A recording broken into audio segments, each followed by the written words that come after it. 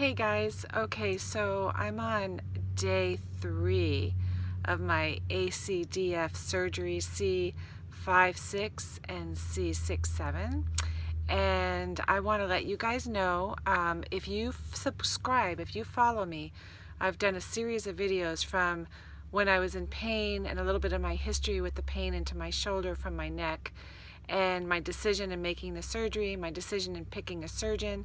So if you are looking to have the surgery done and you just really want some honest feedback and some good advice, please follow me and listen to my videos, and maybe that could help you. But I want to let you guys know I'm on day 3, and I'm going to be really honest with you. There were videos out there that really scared me to get this surgery, and then there were videos that made it seem easier than I thought it might be. And so I'm kind of the middle ground person. I'm average. I do yoga, I hike, I walk. I'm 55 years old. I heal pretty quickly. So if you're kind of in that zone, more of the average person, you're not like some Olympian that heals really fast and can tolerate, high, super high pain tolerance, or if you're someone that doesn't have a lot of health problems and takes a lot more time to heal, and you're just the average normal person, then you may really like my videos. So anyway, I had my surgery done, and I had it done Tuesday morning at 7 a.m. The surgeon was pretty much on time. They actually had me out by 7:20, and I woke up from surgery, and they had me stay in the hospital one night, which I really suggest that you do. If you can stay in the hospital one night, do it. Because you just don't want to be getting up and down out of bed, and they give you really good advice over that night, so that when you do get home, you kind of know what to do and what to expect, and you can ask a lot of questions, and they're just really helpful.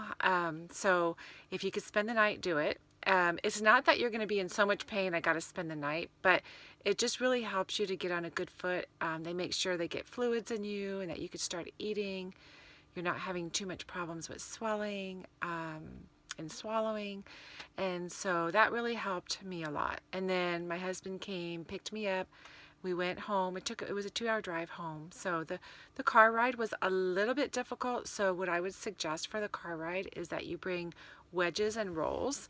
A roll that you can get at Bed Bath. They have like a thicker one, like a memory foam that I have. And I also do have another bed roll, pillow roll, that's softer. If you could get one of those each, it's really good because it'll really help keep you comfortable. So anyway, I had a wedge to put on the seat of my husband's truck, and I also had a roll. I was able to stay comfortable. It just kind of helped with the shock of the bumps when you're driving. So it helped a lot. If you can get a ride home in a car, it might be a little bit more smoother. But we just had my husband's truck, and then I have a Prius, which isn't as smooth as his truck. So we chose his truck. Anyway, I got home, I went for a little walk, and I sat outside in the sun for a little bit. Honestly, last night was a little bit more difficult because the swelling kind of set in. So I've been using ice packs on my neck and also the back of my neck, and that has helped a great deal. So if you have a lot of pain, swallowing, and it's usually the inflammation, so if you use the ice packs on and off, that really helps a lot. I had a little tiny bit of spasming, nothing serious. I'm talking about like a 2 as far as the pain level on my lower back, so I put some heat there, and it's just from laying awkwardly trying to get comfortable. So last night was day 2, the night of day 2, because I had the surgery Tuesday and last night was Wednesday night. So the swelling started to kick in there a little bit. Ice is really helping. As far as pain, that shoulder pain, the episodic shoulder pain that I would get with my neck was a 10 plus. I mean, like pain radiating down my shoulder into my arm and into my fingers. I started to get a little bit of that on my right side. So that pain was a 10 plus. Okay, this surgery pain is not a 10 plus, but there is some discomfort. It's a different type of pain. So there have been periods where it would get up to like a 6, 7. One time last night with the swelling, it got up to an 8, but I was able to take it right back down with the Percocet. So I usually don't take narcotics. I try my best not to. I had my baby's natural, And but don't try to push through. Do the Percocets. It's supposed to be one tablet every 6 hours is what my doctor has me on. And what I do is I do a half a tablet. I'm sorry, it's supposed to be one tablet every 8 hours. And so what I do is I do a half a tablet every 4 hours because it keeps the pain level a little bit better for me. Otherwise, if I take the tablet once every 4 hours, I don't know if it's once every 4 or 6, I can't remember, but if I take it the first 4 hours, I feel pretty good, but then I'm kind of suffering waiting to take that second dose. So I do it every 4 hours, a half a tablet. It's working really well. And if it's supposed to be one tablet every 6 hours, that's actually a less of a dose when I'm doing a half tablet every 4 hours, because that's one tablet every 8, and the pain level is better. The muscle relaxers, I've taken it a couple times, but I know a lot of people like that, but it makes me really drowsy and sleepy, and I can't quite get comfortable yet. And so I'm really tired and sleepy, but I can't get comfortable, so I was getting a little bit frustrated. I think the hardest days for me is going to be today and tomorrow, which is day 3 and 4. And so I think when I can lay down better and I can sleep better, I think I might really like the muscle relaxers versus the Percocet. So my pain level will probably improve, and then I could do the muscle relaxers just to help with some of the muscle spasms that you get. I want to tell you a little bit about the muscle spasms. When I was watching the other videos, a lot of people had a lot of problems with the muscle spasms, and the doctor did tell me that muscle spasms is kind of an issue with people. If you keep your shoulders relaxed, you'll find that after surgery you kind of tighten and scrunch your shoulders up because your body's being guarded and you might have a little bit of pain. But if you could just keep reminding yourself, like every half hour to every hour, to really relax your shoulders and just kind of melt like a wet noodle, you won't have those spasms as bad. It has not been bad for me at all. So that's really good. My throat's a little bit sore. You can feel a little bit raspy because when I take the Percocet, it makes my throat, I think, maybe a little lazy, and it sounds a little raspy. But the throat thing, it's not. Someone told me it was like strep throat. It's not. It's like a sore throat. Totally manageable. I have that Chloraseptic, the maximum strength, and I've only had to use it a couple times. So swallowing is a little bit hard, like when you swallow your pills, and I am doing soft foods, but you just don't want to swallow anything big. But it's not anything, when I'm not talking and I'm not swallowing, it doesn't hurt. So just want to tell you that. Totally worth the surgery. The pain down my arm is gone. Even though my pain wasn't acute when I went into surgery, I can already tell it's better. I don't have any numbness in my fingers. I was getting a pain in my forearm, like a sharp, just one spot sharp pain in my forearm, and that's gone. So it's worth it. And like I said, I'm on day 3, which is supposed to be the hardest day. And I'm going to go for a walk today. I know some people talked about going to the movies and all that. I'm not quite ready for that. But I will go for a walk today. I will sit outside in my lounge chair. Lots of pillows. Recliner. I know some people said they got a recliner and didn't need it. I would recommend it because you can, especially the ones that are, where you can move them with the automatic. That's really the kind you need. If you're trying to do it with a lever, it might be kind of hard. So if you could get a recliner or stay in a recliner, I really think the first 3 nights is really good. If you could do that. I don't. I'm in an Airstream. I live in Utah, and we work in California. So midweek we're in this Airstream. So I'm in the Airstream, but I have a really comfortable bed. It's a comfortable mattress, and I just have lots of pillows. And everything's kind of close in the trailer, which is good because I can kind of hang on to things when I walk. The shower's easy to get into. I haven't taken a shower yet. Doctor doesn't want me to take a shower until he sees me on Monday, and then he's going to look at everything, and then I could take a shower after that, which I think I can handle. I could probably do some sponge baths and stuff like that. They did take bone from my hip, so what my doctor did is he used cages, 2 cages, between 5 and 6 and 6 and 7, and inside those cages he put cadaver bone, he put synthetic bone, and he took my hip bone and he made stem cells from it, and he put that in the cage, and then he put the cages in with screws. And so it's all about the fusion. That is the number one thing we want. Fusion, fusion, fusion. So if you're really young, the fusion probably will happen a little bit easier. But I'm 55. And I know women at my age can have a little bit of problems with bone density. So I'm going to do my best to follow directions and do everything the doctor says to try to get that really good fusion.